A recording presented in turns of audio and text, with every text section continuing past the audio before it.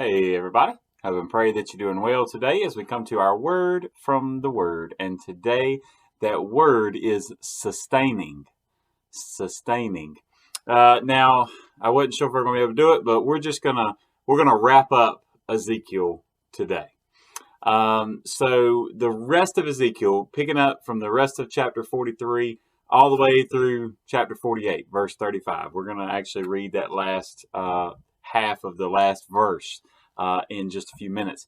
But here's the thing. We talked about this whole last section has all been about this vision that God has given Ezekiel to where he sees, the beautiful city, the temple, and all that's going on, all that we've been talking about, this millennial, what's going to be going on during the millennial time when the person of Jesus Christ is there, and that the people are going to have conviction over their sin. And then the details that were going into everything before, and even the details in all the ordinances and the way that they were to worship and the way they were to sacrifice, and that continues. And we have, I pray, encourage you to read all of this, even though I'm just dealing with just a few verses here and there in these last few chapters. But I encourage you to read it and study it.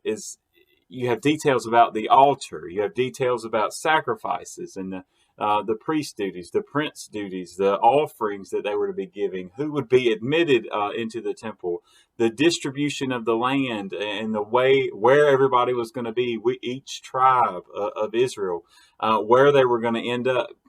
Including a holy section of the land, and even the borders of all the land. I mean, there's a lot of details even in this. And so with all of this, again, Ezekiel is told that he needs to pay attention and that he needs to make sure he records this well so everyone will know.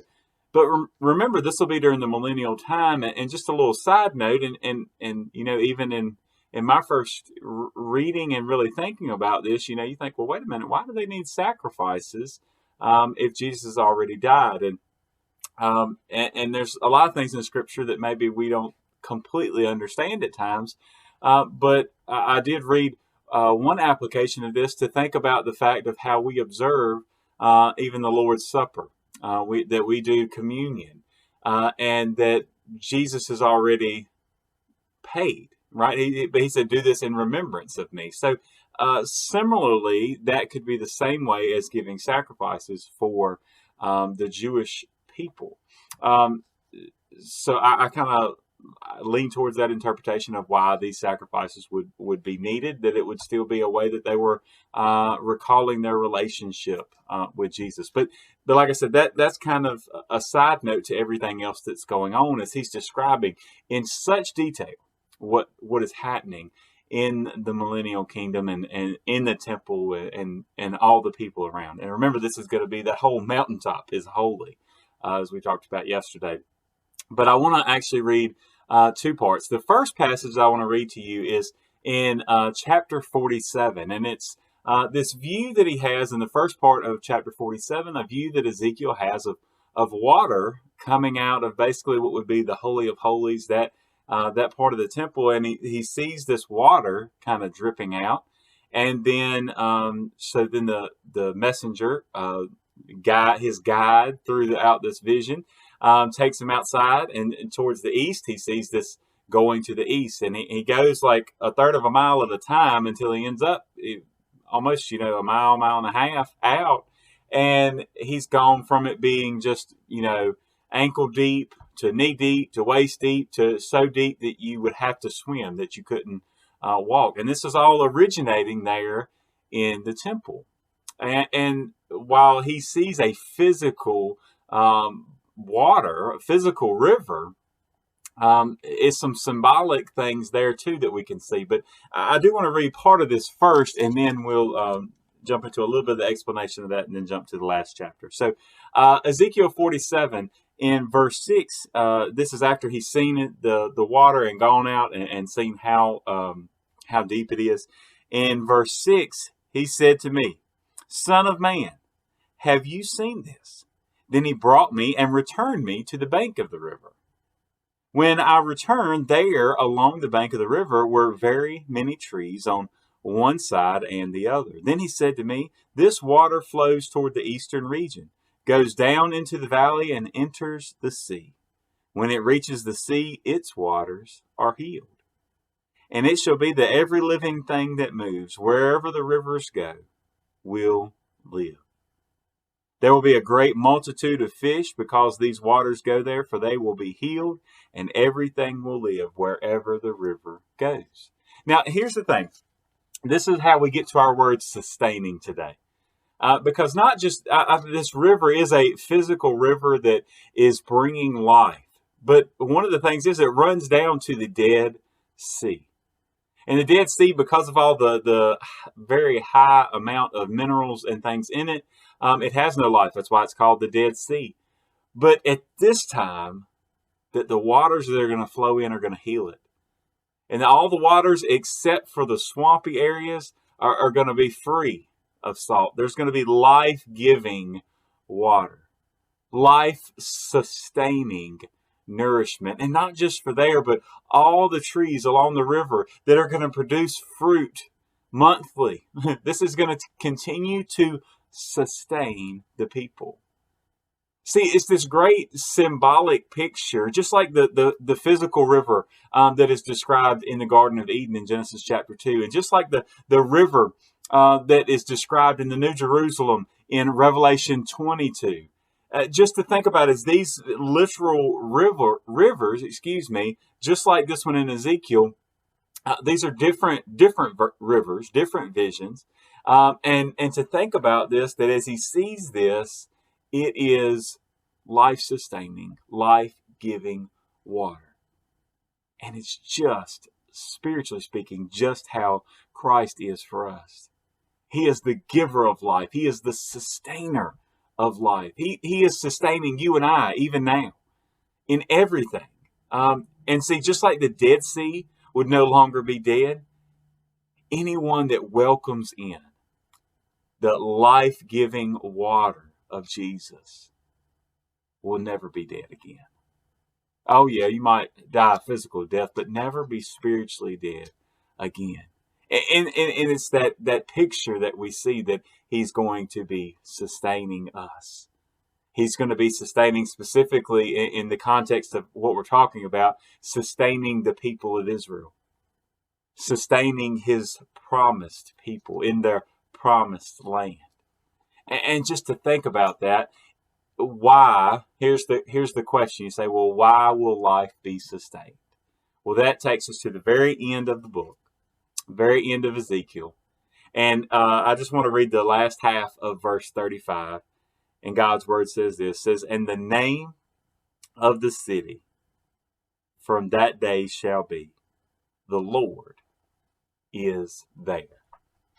The Lord is there. Now, that is actually in Hebrew, it's Jehovah Shammah. Jehovah Shammah. The Lord is there, or the Lord is present.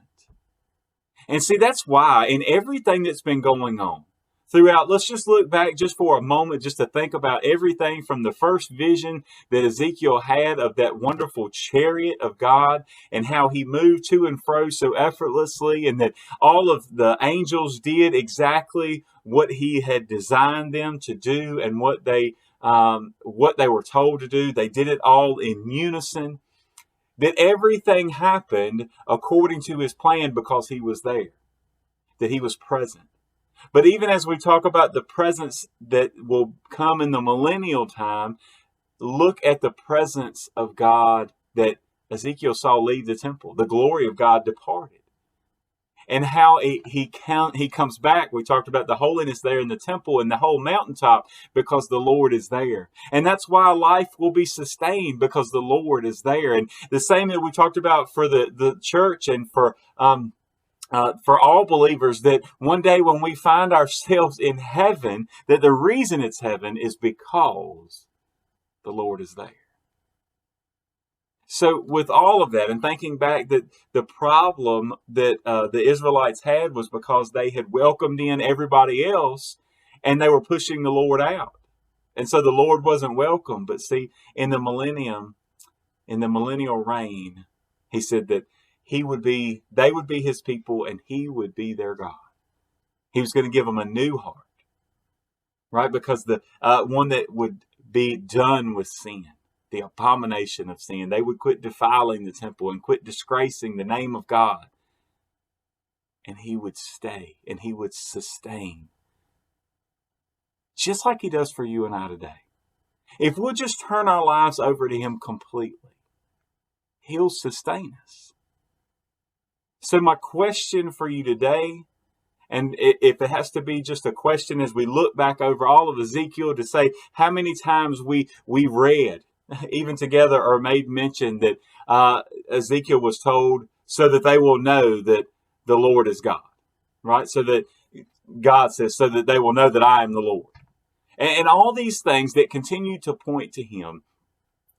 If we look over all 48 chapters of Ezekiel and many, many videos that we've done together just in this book, I just want to close this section out with this one question. Are you allowing the presence of God? We talked about yesterday, were you allowing it to permeate your life? But see, if you've done that, are you allowing his presence to sustain you? See, because everything, God gives us free will, and God gives us, we have to be obedient. He's ready and willing. He's ready and willing to sustain you. I mean, think about the trees that would be planted beside those waters of the river that will continue to sustain life because they're getting water and getting nourishment from the river through their roots. But are you rooted in God today? Are you letting the spiritual rivers of God flood your soul and sustain you? Because look, the world has a lot to offer, but it offers nothing that can compare to God. It offers nothing that can sustain you. So I pray that today you will, like never before, just allow God to sustain, make you fruitful.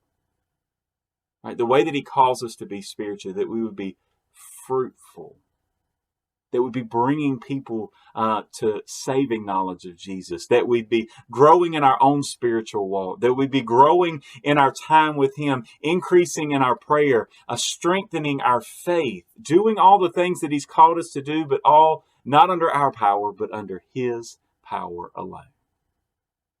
So I pray that today you'll let him sustain you. God bless you, and I pray you have a great, great day.